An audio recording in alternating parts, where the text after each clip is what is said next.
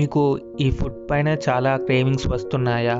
అయితే మీకు ఈ డెఫిషియన్సీ ఉంది. ఇన్ఫ్యాక్ట్ అలా క్రేవింగ్స్ వస్తే మన డైట్లో అది మిస్ అవుతుందని అర్థం. మీకు చాక్లెట్ పైన క్రేవింగ్స్ వచ్చాయనుకోండి, మీ బాడీలో మ్యాగ్నీషియం డెఫిషియన్సీ ఉందని అర్థం. ఈ magnesium nerve muscle, blood sugar control, bone హెల్త్కి చాలా అవసరం. ఒకవేళ మీకు స్వీట్స్ క్రేవింగ్స్ ఉందనుకోండి, మీకు క్రోమియం డెఫిషియన్సీ ఉంది అని అర్థం. ఈ క్రోమియం బ్లడ్ షుగర్ లెవెల్స్ని కంట్రోల్ చేయడానికి చాలా అవసరం. మీకు మీట్ లేదా ఐస్ ఎక్కువగా తినాలనిపిస్తే మీలో ఐరన్ డెఫిషియన్సీ ఉంది అని అర్థం. ఐరన్ బాడీలో హిమోగ్లోబిన్ ప్రొడ్యూస్ చేయడానికి, ఆక్సిజన్ని ట్రాన్స్ఫర్ చేయడానికి చాలా అవసరం. ఒకవేళ మీకు డైరీ రిలేటెడ్ ప్రోడక్ట్స్ క్రేవింగ్స్ వచ్చాయనుకోండి, మీలో కాల్షియం డెఫిషియన్సీ ఉందని అర్థం. కాల్షియం బోన్ హెల్త్కి, మజిల్, నర్వ్ ఫంక్షన్కి చాలా అవసరం. సో మీకు ఏ ఫుడ్ పైన క్రేవింగ్స్ వస్తాయో కామెంట్ చేయండి.